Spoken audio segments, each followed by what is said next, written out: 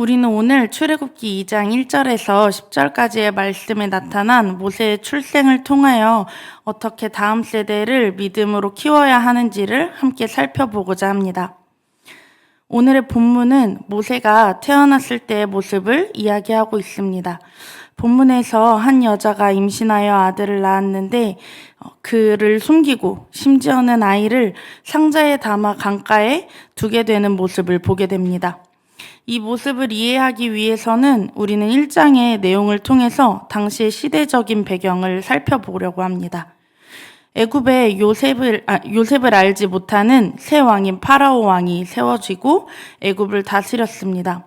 당시 이스라엘 자손에 번성하게 되어 수가 많아지자 이스라엘 백성들이 애굽 사람들에게 대적하고 또 싸우고 나갈 것을 염려했던 그 파라오 왕이 이스라엘 백성들 위해 감독을 세우고 그들을 노예로 두어 강제로 일을 시키고 학대하였습니다.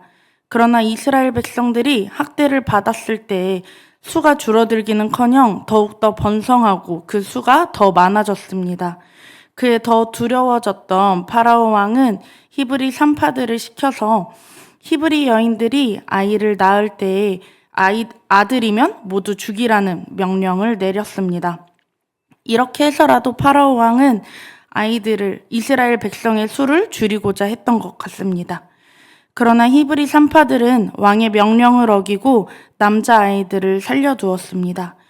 이들이 왜 이러한 선택을 했을까요? 이들은 하나님을 경외하였기 때문에 왕의 명령을 어기고 남자아이들을 살려두은 것입니다. 하나님은 이러한 히브리 산파들에게 은혜를 베푸셔서 이스라엘 백성들이 더욱 번성하고 강해지도록 하셨습니다. 이에 파라오 왕은 아들이 태어나면 죽일 수 없게 되어 모두 나일 강가에 던지라는 명령까지 하게 됩니다. 이러한 배경 때문에 오늘 본문에서 본 것처럼 아들을 낳았을 때 아이를 살리기 위해서는 그 아이를 숨겨야만 했습니다.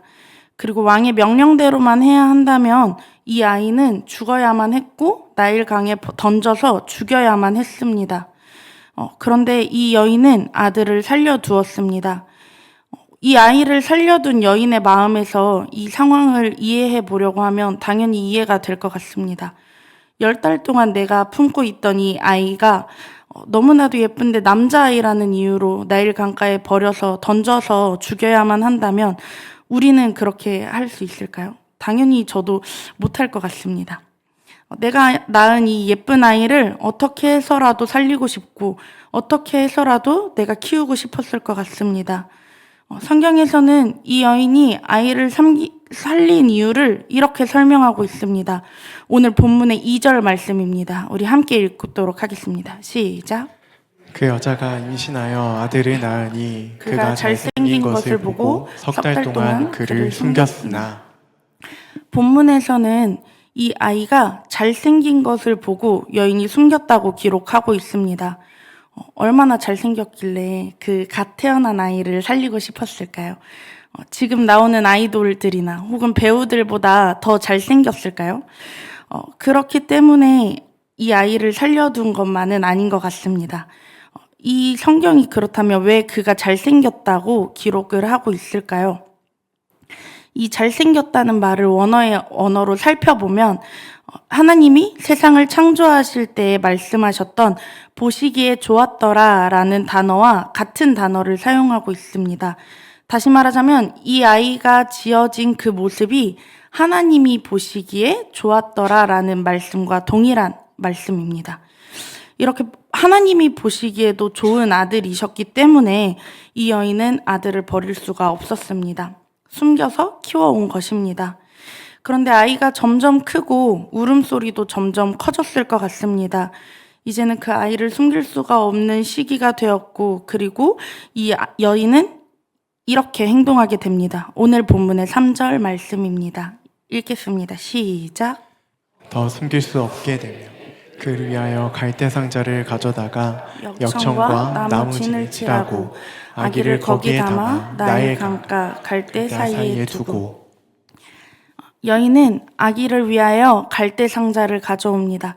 그리고 물이 새서 들어오지 않도록 역청과 나무 진을 칠합니다. 아이의 어머니는 아이를 보호할 상자를 만든 것입니다. 이 상자를 조금 더 우리는 살펴보기 원하는데요. 이 상자가 단지 물이 새지 않도록 그냥 꽁꽁 만들어 놓은 상자가 아니라는 것을 이 원어를 통해서 살펴보면 알게 됩니다. 이 원어를 통해서 살펴보면 이 상자는 노아의 방주를 뜻하는 그 방주와 같은 단어입니다.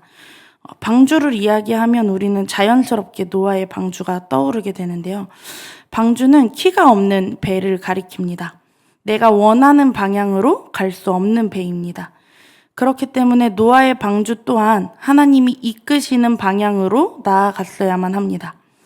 그리고 그 안에 있던 노아와 노아의 가족들을 하나님께서 보호하셨고 또 믿음으로 나아온 자들을 하나님께서 이끄시고 보호하셨습니다. 아마도 여인이 갈대상자에 이 아이를 담을 때에 방주에 탄 노아의 가족들을 하나님께서 인도하시고 보호하셨던 것 같이 자신의 아이 또한 하나님께서 인도하시고 보호하실 것을 믿음을 가지고 갈대상자에 이 아이를 담지 않았을까 생각해 보게 됩니다. 이후 아이를 넣은 갈대상자를 강가 갈대 사이에 둡니다. 그리고 누나인 미리암이 멀찍이 서서 아이가 어떻게 되는지를 계속해서 살펴보고 지켜보고자 서 있었습니다. 그때 파라오 왕의 딸이 목욕하러 나일 강가로 내려왔습니다. 그리고 공주의 시녀들이 강가를 살피고 있을 때 공주는 갈대 사이에 있는 상자를 발견하고 시녀를 보내어 그 상자를 가져오게 합니다. 그리고 그 상자를 열어보니 아들이 있었던 것이죠. 그를 보고 공주는 히브리 사람인 것을 바로 알아차렸습니다. 그런데 그 공주는 이 아이를 불쌍히 여겼습니다. 이후에 아이의 누나인 미리암이 공주 앞에 나서서 이야기합니다. 오늘 7절의 말씀입니다. 그의 누이가 바로의 딸에게 이르되 내가 가서 당신을 위하여 히브리 여인 중에서 유모를 불러다가 이 아이에게 젖을 먹이게 하리이까. 이 장면을 살펴보면 저는 조금 이상하게 느껴지는데 혹시 조금 이상하게 느껴지시지 않으신가요? 왕의 명령에 따르면 히브리 남자아이들은 모두 죽어야만 합니다. 이 아이가 살아서 상자 안에 담겨져서 강가에 내려왔는데 강가에서 아이를 데려오자마자 히브리 여자아이가 나타난 것입니다. 그리고 이 히브리 아이는 이 아이를 위한 히브리 여인의 유모를 데려오겠다고 이야기하는 것입니다. 히브리 남자아이가 살아서 지금 강가에 살아서 내려온 것도 이상한데 히브리 여자아이가 와서 히브리 유모를 구해준다는 것은 이 아이의 어머니가 오는 것처럼 보여지게 됩니다. 이 아이를 살리기 위한 하나의 연극 같아 보이는 것이죠. 이러한 모습이 공주의 눈에만 보이지 않은 것은 아닌 것 같습니다. 공주는 왕의 명령을 어긴 이들을 불러서 처벌할 수 있습니다. 그런데 공주는 이들을 처벌하지 않고 소녀에게 히브리인 유모를 데려오라고 합니다. 그리고 미리암은 자신의 어머니, 즉 모세의 어머니를 데려왔습니다. 그리고 아이가 데려온 여인이 강가에 있던 아이와 연관이 있어 보였는지 공주는 이와 같이 이야기합니다. 9절의 말씀입니다. 함께 읽겠습니다. 시작. 바로의 딸이 그에게 이르되 이 아기를 데려다가 나를 위하여 젖을 먹이라. 내가 그 삭슬 주리라. 여인이 아기를 데려다가 젖을 먹이더니. 아이를 데려가서 젖을 먹이라고 합니다. 이때 아이를 데려가라고 이야기한 것의 의미를 조금 더 살펴보면 이 단어는 여기 너의 것이다 라는 표현입니다. 이렇게 해석이 가능해집니다. 이렇다는 것은 공주는 지금 이 아이가 방금 온 여인의 아들이라는 것을 알았다는 것을 의미하고 있습니다. 공주는 여인이 자신의 아들을 보살피고 키울 수 있도록 이 여인에게 아이를 내어준 것입니다. 그리고 심지어는 이들을 보호하기 위해서 삭슬 주고 그 아이를 보살피라고 이야기합니다. 공주의 명령으로 여인은 아이를 젖을 뗄 때까지 본인의 안에서 키우게 됩니다. 우리가 생각하는 젖을 떼는 시기는 아이가 태어나서 6개월에서 1년까지의 기간을 생각하게 되는데요. 그리고 그렇기 때문에 우리는 돌이 지난 아이를 공주에게 보냈을 것이라고 생각합니다. 그런데 고대의 입양에 관련된 이야기를 살펴보면 당시 영아 사망이 굉장히 흔했기 때문에 일반적으로 아이가 젖을 떼는 기준을 2년에서 3년을 기준으로 잡았다고 합니다. 그래서 보통 2세부터 3세까지는 정식적인 입양의 절차가 이루어지지 않았다고 해요. 그래서 다시 말하면 이 아이가 공주에게 다시 보내졌던 시기는 3세 이후 약 4세에서 5세 시기의 아이의 나이가 되게 될 것으로 예상됩니다. 이 엄마는 그 아이와 굉장히 꽤 오랜 시간을 함께 있었던 것으로 우리는 볼 수 있을 것 같습니다. 이 시기는 이 여인에게 얼마나 중요한 시간이었을까요? 여인에게 이 시간은 이 아이를 보내기 전에 자기가 품고 있을 수 있는 시간이기 때문에 그뿐이기 때문에 중요했던 시간은 아닌 것 같습니다. 보통의 히브리인들이 젖을 먹이는 시기인 그 시기를 자체적으로 굉장히 중요하게 여겼습니다. 그들에게 이 시기를 초보적인 신앙의 교육이 이루어지는 시간으로 그들은 바라보았습니다. 그렇기 때문에 젖을 먹이는 이 시기의 아이들을 돌본다는 것은 이 아이에게 기본적인 신앙 교육을 이루어낸다는 것입니다. 이 시기 아이들이 무엇을 알아들을까, 무엇을 기억할까라고 생각하지만 히브리인들에게 이 시기는 부모로부터 이루어지는 굉장히 중요한 신앙 교육의 시간이었던 것입니다. 모세가 탄생하여 바로의 딸로 입양되기까지의 이 과정들의 모습을 통하여서 우리는 다음 세대에게 어떻게 신앙 교육을 해야 하는지를 조금 더 자세히 살펴보기 원합니다. 첫째로 우리는 다음 세대를 믿음으로 하나님께 맡겨야 합니다. 우리가 앞서 살펴본 것처럼 모세가 태어난 시기의 시대적인 상황은 이스라엘의 다음 세대 아이들이 살아가기에는 너무나도 힘든 상황이었습니다. 나라의 왕이 태어나는 남자아이들은 모두 죽이라고 명령했기 때문인데요. 이스라엘 백성들이 파라오 왕의 명령을 두려워해서 그 명령대로 행했다면 이스라엘에게 다음 세대는 없었을 것입니다. 그러나 당시 히브리 산파들이 왕의 명령보다 하나님을 두려워하였기 때문에 그 아이들을 살려둘 수 있었습니다.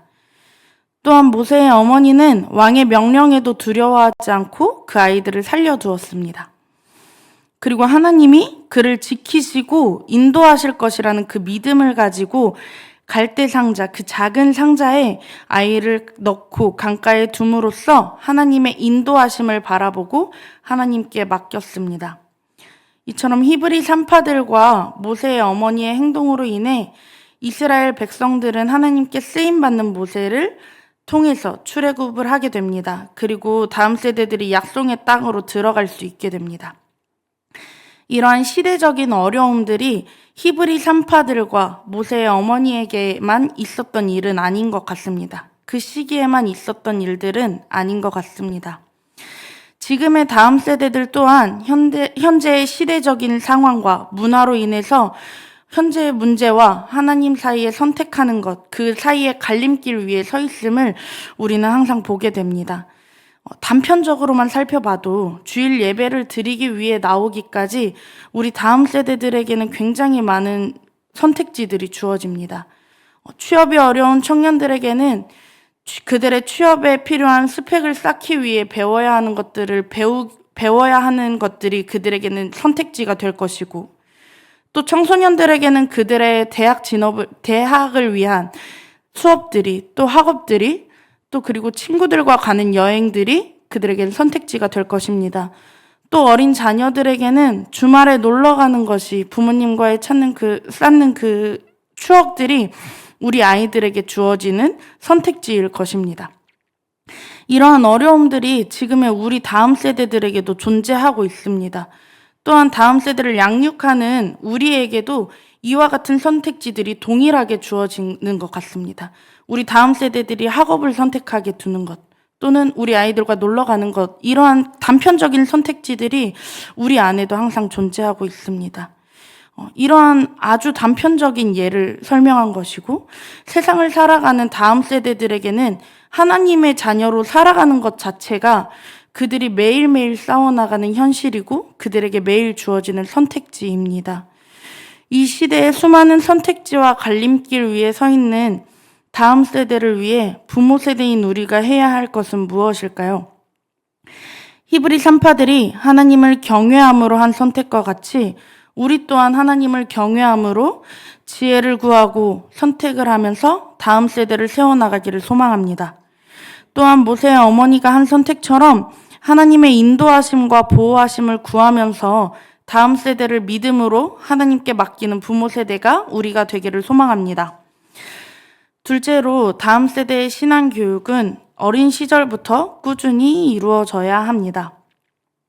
모세는 그의 어머니가 모세를 데려다가 젖을 먹이던 시기인 빠르면 3세, 늦으면 4세부터 5세 시기의 신앙 교육을 통하여서 그의 신앙이 확립되었습니다.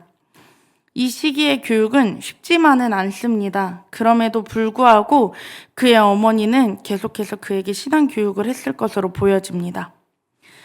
이 시기에 실제로 어린아이들을 가르치고 있는 저와 유아유치부 선생님들은 아직도 어려움을 많이 느끼고 있습니다.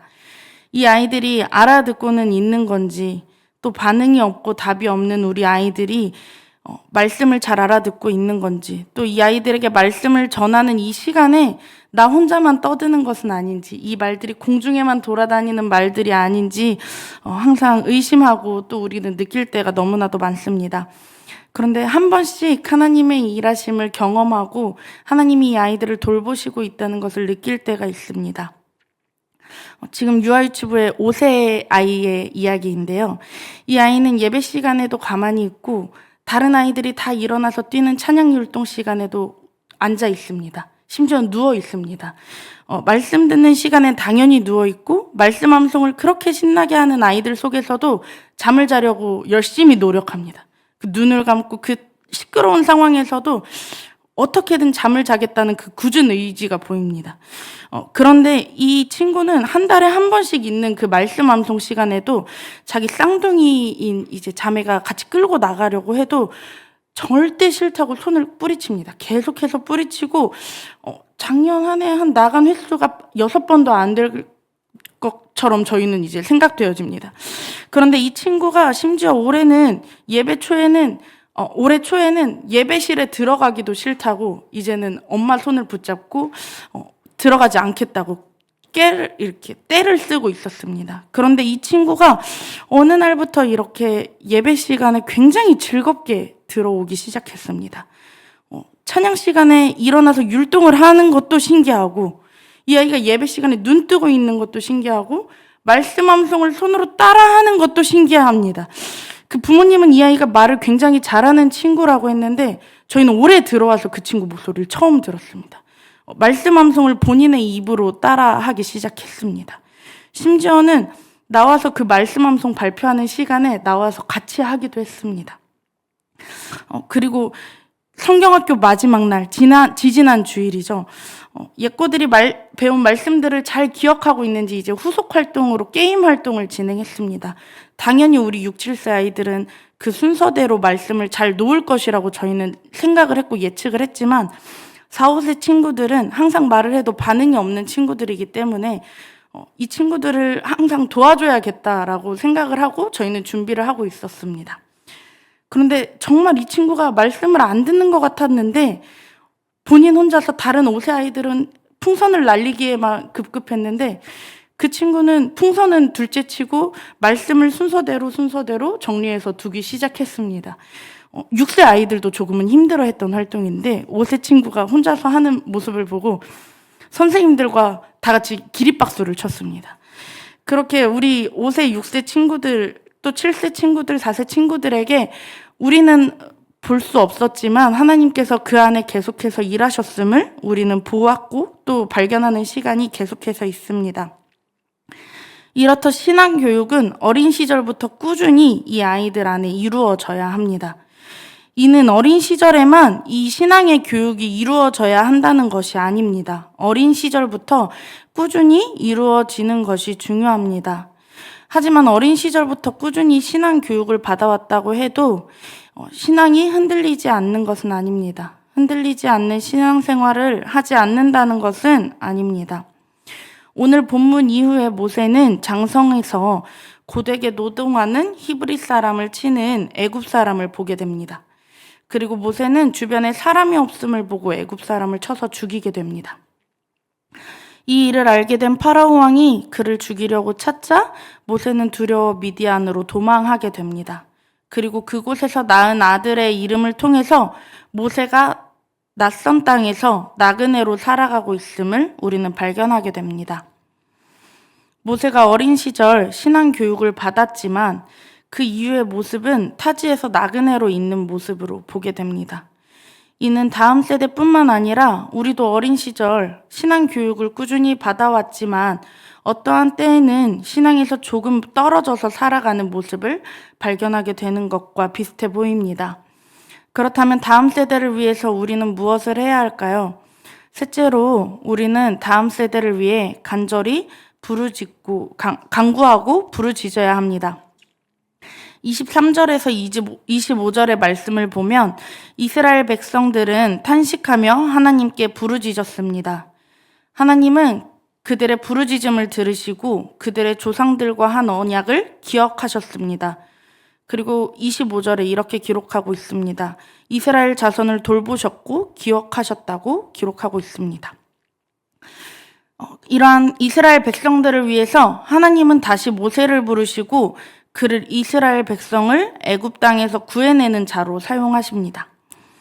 이는 다음 세대가 신앙에서 조금은 떨어져도 이스라엘 백성들이 하나님께 부르짖는 소리를 통해 하나님이 이스라엘 자손들을 돌보셨고 기억하셨던 것처럼 우리를 그리고 다음 세대를 계속해서 돌보시고 기억하심을 우리는 말씀을 통해 보게 됩니다. 제가 만난 한 청년의 이야기를 하고자 합니다. 이 청년은 어린 시절 할머니의 손을 잡고 교회를 다녔습니다. 그리고 그 청년은 청년의 시절이 되어 가족의 일을 돕기 위해서 주말에도 밤에도 낮에도 규칙적이지 않은 일을 하다 보니 자연스럽게 교회를 떠났습니다. 그렇게 약 10년의 세월을 교회를 떠난 상태로 보냈는데요.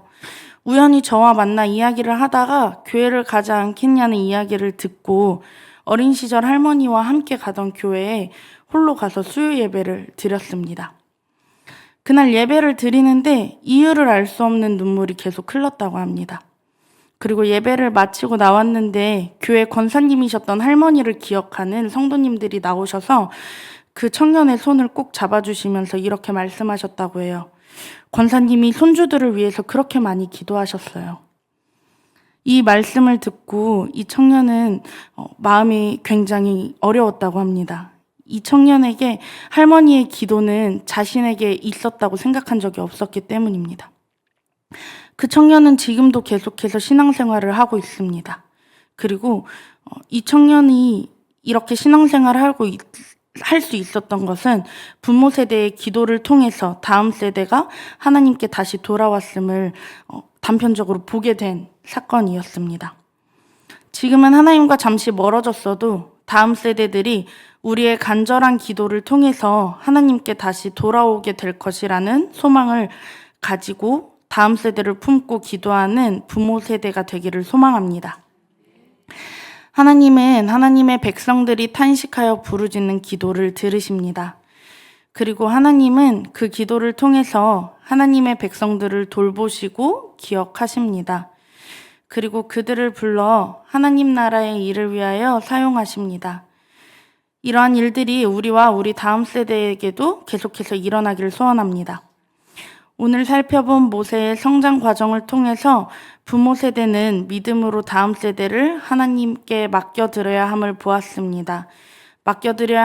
맡겨드림으로 끝나는 것이 아니라 꾸준한 신앙생활을 통해서, 신앙 교육을 통해서 우리는 다음 세대를 계속해서 교육해야 합니다. 그리고 우리는 앞으로 그들의 신앙을 위해서 하나님께 간절히 부르짖어야 합니다. 우리 이런 사실을 기억하면서 다음 세대를 믿음으로 양육하는 우리 수원 꿈꾸는 교회 성도님들이 되시기를 소망합니다.